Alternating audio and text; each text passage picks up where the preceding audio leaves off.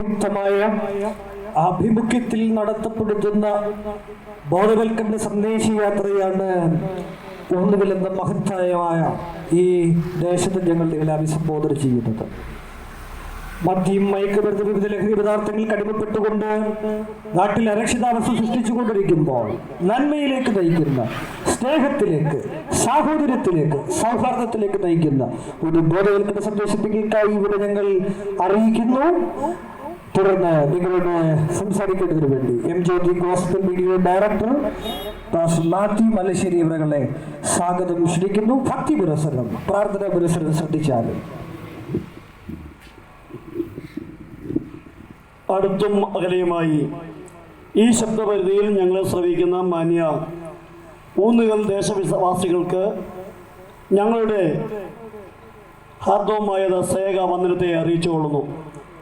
ഇന്ന് രാവിലെ വാഴവട്ടം സ്കൂൾ ജംഗ്ഷനിൽ നിന്നും ആരംഭിച്ച ലഹരി വിരുദ്ധ ബോധവൽക്കരണ സന്ദേശയാത്ര ഓമല്ലൂർ, ഊന്നുകൽ പരിസര പ്രദേശങ്ങളിലേക്ക് അറിയിച്ചു വരുന്ന യാത്രയാണ്.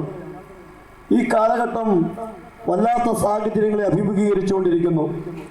മദ്യത്തിൻ്റെയും മയക്കുമരുന്നിൻ്റെയും അതിശക്തമാകുന്ന പ്രവർത്തനങ്ങൾ അതിന് പ്രസരത്തിന് നിമിത്തമായിട്ട് മനുഷ്യ സമൂഹം ഒന്നടങ്കം വലിയ പ്രതിസന്ധികളെ അഭിമുഖീകരിച്ചുകൊണ്ടിരിക്കുന്നു. എവിടെ നോക്കിയാലും സ്വസ്ഥതയില്ല, സമാധാനമില്ല.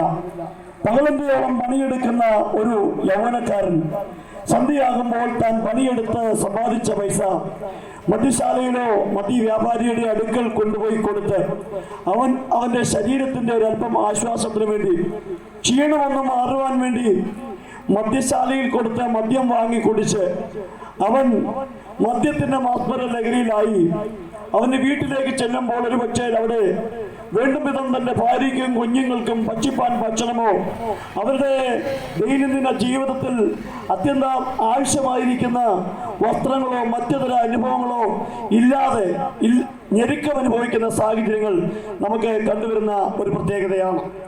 മദ്യവും മയക്കുമരുന്നിനും അടിമകളായ നമ്മുടെ തലമുറകൾ തകർന്നുകൊണ്ടിരിക്കുന്ന ഒരു പ്രത്യേകമായ സാഹചര്യങ്ങൾ. എന്തിനേറെ പറയുന്നു, എവിടെ നോക്കിയാലും പ്രശ്നങ്ങളാണ്. പണ്ട് കാലത്തിൽ 8ഉം 10ഉം കുഞ്ഞുങ്ങളുണ്ടായിരുന്ന വീടുകളിൽ അവിടെ സന്തോഷമുണ്ടായിരുന്നു, സ്നേഹമുണ്ടായിരുന്നു, സമാധാനമുണ്ടായിരുന്നു, സംതൃപ്തി ഉണ്ടായിരുന്നു. എന്നാൽ ഇന്ന് 1ഓ 2ഓ കുട്ടികൾ മാത്രമുള്ള വീടുകളിൽ ആകെപ്പാടെ നിരാശയും ഭയവും ഭീതിയുമാണ്. ഇന്നത്തെ യൗവനക്കാരും അതുപോലെ തന്നെ കൗമാരക്കാരും വളരെ ബാല്യപ്രായത്തിൽ തന്നെ ലഹരിക്ക് അടിമയായി ലോകത്തിന്റെ ഇമ്പങ്ങളിൽ ലോകത്തിന്റെ എന്തൊക്കെ നേടുവെന്നൊക്കെ വന്ന് ഓടുന്നു. ഈ ഓട്ടത്തിന്റെ ഇടയിൽ തന്നെ തകർത്ത് കളയുന്നു. അധികമായി വില കൂടിയതാകുന്ന വാഹനങ്ങൾ, ഹൈസ്പീഡ് സ്കൂട്ടറുകളും ബൈക്കുകളും ഒക്കെ വാങ്ങി ഒറ്റ മകനുള്ള ആ മകന് വേണ്ടി മാതാപിതാക്കൾ തങ്ങൾ ചുരുക്കൂട്ടി തങ്ങളുടെ മകന് വേണ്ടി ലക്ഷങ്ങൾ വിലയുള്ളതാകുന്ന വലിയ ഇനം സ്കൂട്ടറുകളും ബൈക്കുകളും വാങ്ങിക്കൊടുക്കുന്നു. എന്തിനേറെ പറയുന്നു, ആ കുട്ടി ബാല്യ യൗവന പ്രായത്തിൽ തന്നെ ആ മാതാപിതാക്കൾക്ക് ഇല്ലാതാകുന്ന ഒരു പ്രത്യേകമായ സാഹചര്യം. ബാല്യപ്രായത്തിൽ തന്നെ മദ്യപിക്കുവാനും ലഹരി വസ്തുക്കൾ ഉപയോഗിക്കുവാനും ആവശ്യമുള്ള പണത്തിന് വേണ്ടി തങ്ങളുടെ ഭവനങ്ങളിൽ തുടങ്ങിയതാകുന്ന ചെറിയ ചെറിയ മോഷണങ്ങൾ അവനത് പട്ടണത്തിലും ദേശത്തിൽ തന്നെ ഒരു വലിയ മോഷ്ടാവായിട്ട്, ഒരു ക്രിമിനലായിട്ട് തീരുന്നു. നോക്കണമേ, കാലം എന്തെല്ലാം അഭിമുഖീകരിച്ചുകൊണ്ടിരിക്കുന്നു നമ്മൾ ഓരോരുത്തരെ. കഴിഞ്ഞ 2 നാളുകൾക്ക് മുൻപ് നമ്മൾ കണ്ടതാണ് എറണാകുളത്ത് നടന്ന ഒരു സംഭവം. ഒരു മധ്യവയസ്കൻ തന്റെ ഭാര്യയുമൊത്ത് കാറിൽ യാത്ര ചെയ്യുമ്പോൾ വേഗം ഒരു ബൈക്ക് യാത്രക്കാരൻ വന്ന് തന്റെ വാഹനത്തിന് കുറുക്ക് വെച്ചിട്ട് പറയുകയാണ്, എനിക്ക് ഇത്രായിരം രൂപ വേണം, അല്ലെങ്കിൽ ഞാൻ നിന്നെ അങ്ങനെ ചെയ്തു കളയും. എന്തിനാണ് പറയുന്നു, ആ മധ്യവയസ്കൻ തനിക്ക് തന്റെ ഈ ചെറുപ്പക്കാരൻ ചോദിച്ച പണം കൊടുക്കാതിരിക്കുന്ന നിമിത്തമായിട്ട് തന്റെ വാഹനത്തെ തടഞ്ഞു നിർത്തി വാഹനത്തിൽ നിന്നും ആ മധ്യവയസ്കനെ വലിച്ചു പുറത്തിട്ട് നടുറോഡിലിട്ട് വളരെ ക്രൂരമായിട്ട് ഉപദ്രവിച്ചു. നാട്ടുകാരൊക്കെ, നല്ലവരായ നാട്ടുകാരൊക്കെ അതിനെ തടസ്സം പിടിച്ചവരോടൊക്കെ വളരെ മോശമായിട്ട് ഇടപെട്ടു, അവരെയൊക്കെ ആക്രമിച്ചു. ലാസ്റ്റിൽ ഈ മധ്യവയസ്കന്റെ വാഹനവുമായിട്ട് ഈ ചെറുപ്പക്കാരൻ കടന്നുപോയി വളരെ വേഗമുള്ളതാകുന്ന യാത്രയിൽ അടുത്തുള്ളതാകുന്ന സ്ഥലത്ത് ഒരു വലിയ അപകടമുണ്ടാക്കി ഒരു വലിയ പ്രശ്നമാക്കി തീർന്നു. എവിടെ നോക്കിയാലും പ്രശ്നമാണ്. മനുഷ്യന് പണം എന്ന് വളരെ അത്യാർത്ഥിയായിരിക്കുകയാണ്. പണം എത്ര കിട്ടിയാലും തികയാത്ത ഒരവസ്ഥ. പണ്ട് പാടി 10 കിട്ടുകിൽ 100 മതി എന്നും ശതമാകിൽ സഹസ്രം മതി എന്നും 1000 പണം കയ്യിലുണ്ടാകുമ്പോൾ നമ്മളെ 1000 പണം കയ്യിലുണ്ടാകുമ്പോൾ അതിനപ്പുറമായിട്ട് നേടുവാനുള്ളതാകുന്ന ആക്രാന്തമാണ് ഇന്ന് മനുഷ്യന്. പണ്ട് കാലത്ത് 100, 150, 200 രൂപയ്ക്ക് അത് കൂലിവേലയ്ക്ക് പോകുന്നവന് ആ പണം അധികമായിരുന്നു. ആ പണം ചുരുക്കൂട്ടി വെച്ചിട്ട് 10, 12 വയസ്സാകുമ്പോൾ തനിക്കുള്ളതാകുന്ന പെൺമക്കളെ കെട്ടിച്ചു വിടുവാനൊക്കെ വേണം ഒരു കൂലിവേലക്കാരൻ സമ്പാദിക്കുന്ന പൈസ ഉണ്ടായിരുന്നു. വലിയ വരുമാനമൊന്നും ഇല്ലാത്ത നമ്മുടെ വീട്ടമ്മമാര്, ചേച്ചിമാര്, പെങ്ങന്മാരൊക്കെ കോഴിയുടെ മുട്ട വിറ്റും അല്പസ്വല്പം ചിട്ടികൾ നടത്തിയും ചെറിയ ചെറിയ കാര്യങ്ങളിലൊക്കെ ഏർപ്പെട്ട് 10, 18 വയസ്സാകുമ്പോൾ അന്യപ്പൊന്നി വളർത്തിയ തങ്ങളുടെ പെൺകുട്ടിയെ വിവാഹം കഴിച്ച് മാന്യമായിട്ട് ഒരുവന്റെ കയ്യിൽ ഏൽപ്പിക്കത്തക്കവണ്ണം സമ്പാദിച്ചു കൂട്ടി വളരെ മാന്യമായി ജീവിച്ചൊരു കാലമുണ്ടായിരുന്നു. എന്നാൽ ഇന്ന് 60,000, 80,000, 1 ലക്ഷം, 1 ലക്ഷത്തിന് മേൽ ശമ്പളങ്ങൾ വാങ്ങുന്ന വീടുകൾ പോലും ദരിദ്രാവസ്ഥയിലാണ്. മനുഷ്യന് പണം തികയുന്നില്ല. പണത്തിനു വേണ്ടി മനുഷ്യൻ എന്തൊക്കെയോ കാട്ടിക്കൂട്ടുകയാണ്. എന്തിനേറെ പറയുന്നു, ഞാൻ ഇവിടെ നിന്ന് സംസാരിച്ചുകൊണ്ടിരിക്കുമ്പോൾ എൻ്റെ പ്രിയപ്പെട്ടവർ പലരും വ്യാപാര സ്ഥാപനങ്ങളിലും വീടുകളിലും വാഹനങ്ങളിലുമൊക്കെ ഇരുന്ന് മൊബൈൽ തോണ്ടിക്കൊണ്ടിരിക്കുകയാണ്. എന്താണ് അവർ തോന്നുന്നത്? 2-3 ദിവസങ്ങൾക്ക് മുൻപ് കൊട്ടാരക്കര കൊട്ടിയത്ത് നടന്നാകുന്ന ഒരു സംഭവം എത്ര മനസ്സാക്ഷി മരവിക്കുന്ന സംഭവമായി പോയി. 1, 2, 3 ലക്ഷം രൂപ ഒരുവന്റെ കയ്യിൽ നിന്ന് വസൂലാക്കുവാൻ വേണ്ടി തന്റെ 6 വയസ്സുള്ള ഒരു കുഞ്ഞിനെ കിഡ്നാപ്പ് ചെയ്തുകൊണ്ട് പോകുന്നു. ഇല്ലായ്മക്കാരനല്ല, മദ്യപിക്കുവാൻ ഉണ്ടായ ആക്രാന്തത്തിൽ അല്പം പണമുണ്ടാക്കാൻ വേണ്ടി ഇന്നത്തെ ബാല്യപ്രായത്തിൽപ്പെട്ട ഒരു യൗവനക്കാരൻ ചെയ്യുന്ന വിക്രിയല്ല, ഒരു നല്ല ബിസിനസ്സുകാരൻ. മീഡിയക്കാർ പറയുന്നു ആ മനുഷ്യനെ കുറിച്ച് നാട്ടിലെല്ലാവർക്കും നല്ല വാർത്തയാ, നല്ല മനുഷ്യനാണ്, നാട്ടുകാർക്ക് ഏറ്റവും ഇഷ്ടപ്പെട്ട ഒരു ചെറുപ്പക്കാരൻ. നോക്കണമേ, പണത്തിന്റെ അത്യാർത്ഥ നിമിത്തമായിട്ട് അല്പം 2-3 ലക്ഷം രൂപ ഒരുവൻ തരാനുണ്ട് എന്ന് അറിഞ്ഞുകൊണ്ട് 1 വർഷം കൊണ്ട് കാത്തിരിക്കുകയാണ് അവന്റെ കുഞ്ഞിനെ കിഡ്നാപ്പ് ചെയ്യുവാൻ.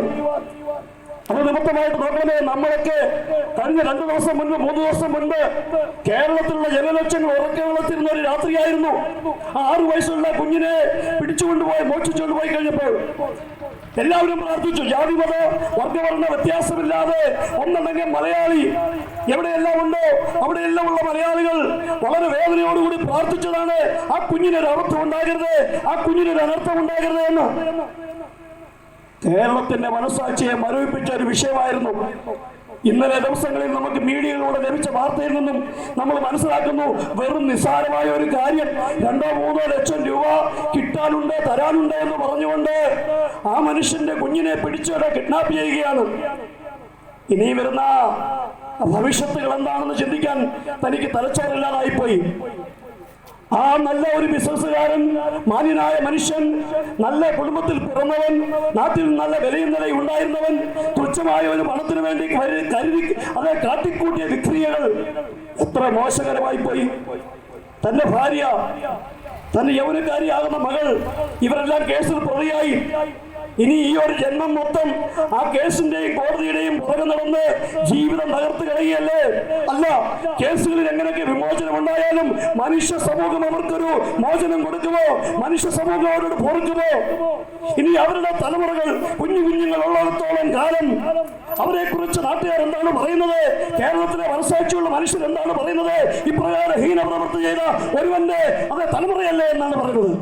പ്രിയരെ, അറിഞ്ഞും അറിയാതെയൊക്കെ നമ്മൾ ഓരോന്ന് കാട്ടിക്കൂട്ടുമ്പോൾ നമ്മളുടെ വരും തലമുറകളുടെ മുൻപാകെ അവരുടെ ജീവിതത്തെയാണ് നമ്മൾ ചോദ്യചിഹ്നമാക്കി വിടുന്നത്. എന്തിനു വേണ്ടി? അല്പം പണത്തിന് വേണ്ടി. മദ്യവും മയക്കുമരുന്നും അതേ മനുഷ്യനെ വളരെ ഭ്രാന്തിലേക്ക് കൊണ്ടുപോവുകയാണ്. പണം ഇന്ന് മനുഷ്യനെ വളരെ ഭ്രാന്തിലേക്ക് കൊണ്ടുപോവുകയാണ്. നമുക്കറിയാം, നമ്മുടെ കൊച്ചു കേരളം ഇന്ന് അഭിമുഖീകരിച്ചുകൊണ്ടിരിക്കുന്നത്. എൻ്റെ ഒരു സ്നേഹിതനുണ്ട്, പ്രമാണം നേതാജി ഹയർ സെക്കൻഡറി സ്കൂളിന്റെ പ്രിൻസിപ്പളാണ്. എന്നോട് പറയാറുണ്ട്, പാസ്റ്റേ വലിയ വേദന ഉണ്ടായിരുന്ന കാര്യമാണ്. 7ാം ക്ലാസ്സിൽ പഠിക്കുന്ന കുട്ടി മദ്യപിച്ചിട്ട് വന്നു, ടീച്ചറെ വിളിച്ചു, അത് സ്റ്റാഫ് റൂമിൽ കൊണ്ടുവന്നു. ഹെഡ് മാസ്റ്റർ പ്രിൻസിപ്പളെ ഏൽപ്പിച്ചു.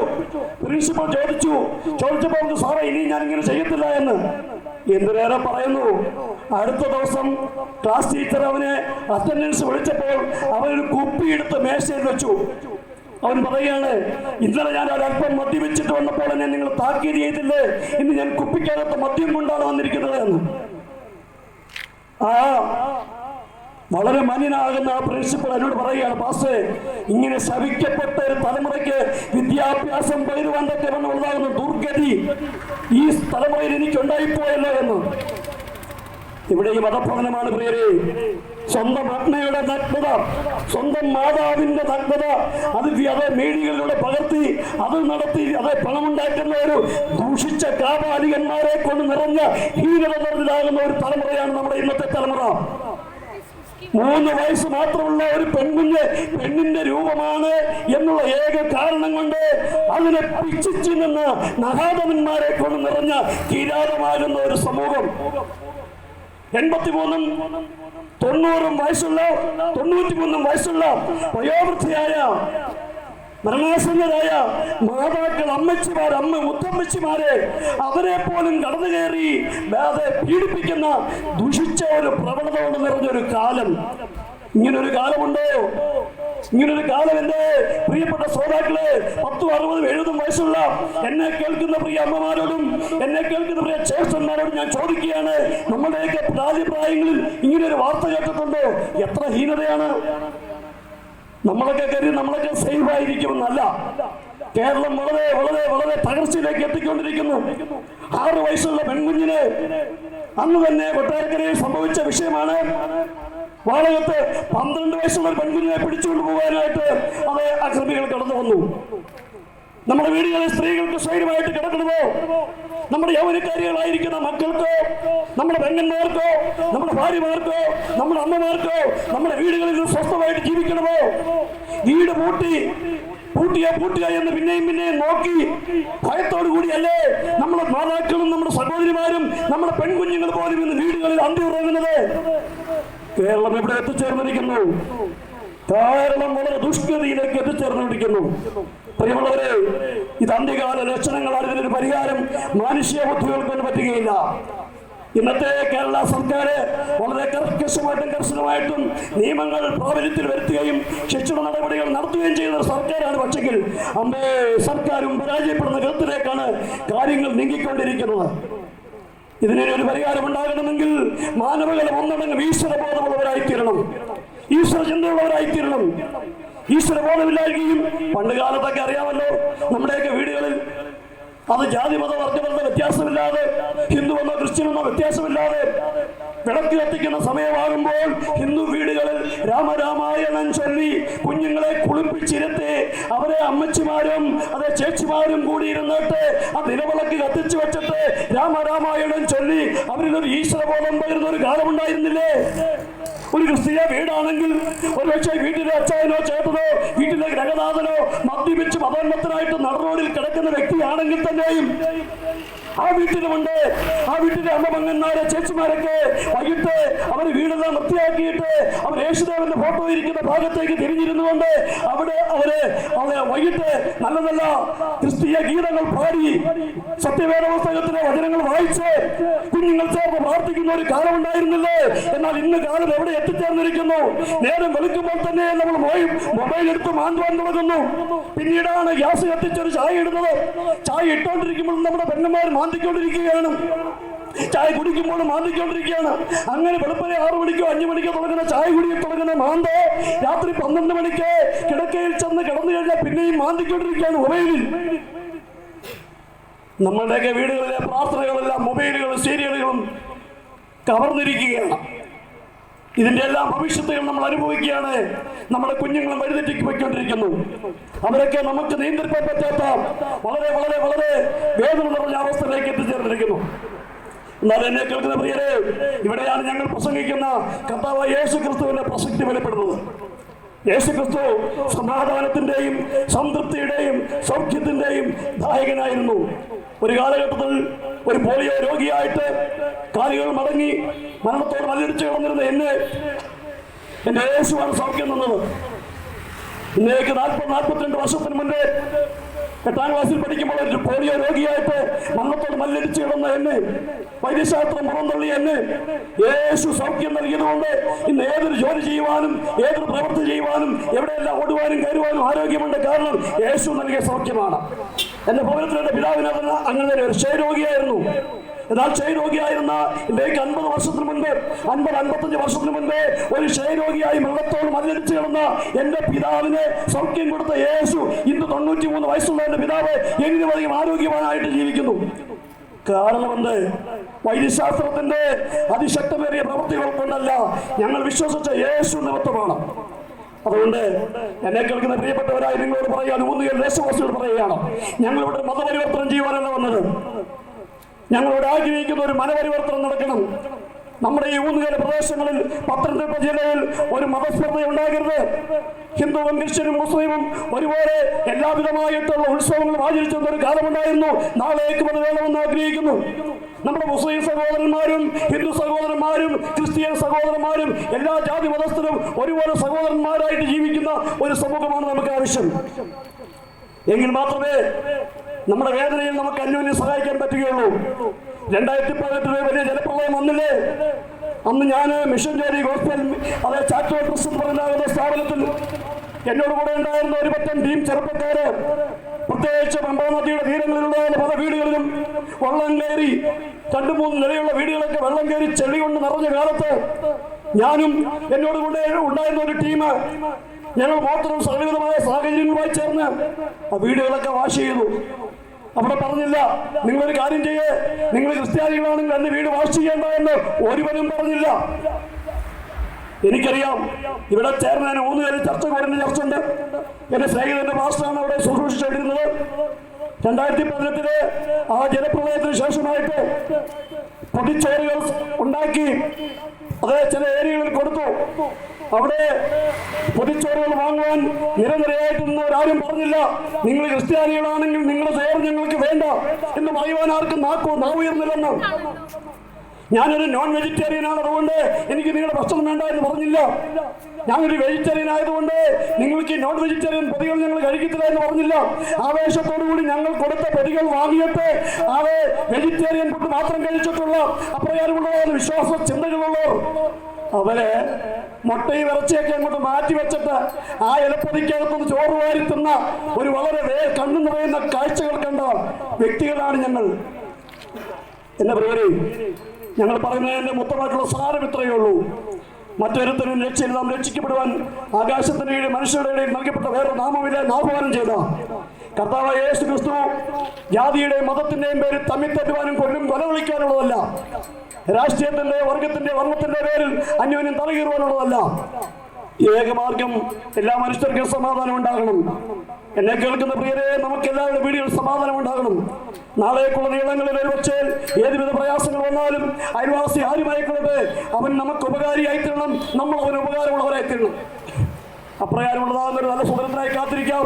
യേശു ക്രിസ്തുവിനുള്ളതാകുന്ന വിശ്വാസം എന്നെ കേൾക്കുന്ന പ്രിയപ്പെട്ടവരുണ്ടാകട്ടെ. ലോകചരിത്രത്തെ AD എന്നും BC എന്നും 2 വിഭാഗിച്ച ചരിത്ര പുരുഷൻ, ഉലകമകാന്മാർ സകലരും ഒരുപോലെ ഉറങ്ങുന്ന കല്ലറയിലെന്നാൽ ഉന്നതൻ യേശു മഹേശ്വരൻ മാത്രം ഉയരത്തിൽ ജീവിക്കുന്നു. ഞങ്ങൾ പ്രസംഗിക്കുന്ന കർത്താവായ യേശു ക്രിസ്തു മരിച്ച് മണ്ണോട് ചേർന്ന ഒരു കഥാവശകനായ ഒരു ചരിത്ര പുരുഷൻ മാത്രമല്ല, യേശു ഒരു ചരിത്ര പുരുഷനാകുമ്പോൾ തന്നെ ഈ പ്രപഞ്ചത്തിന്റെ നായകനാണ്.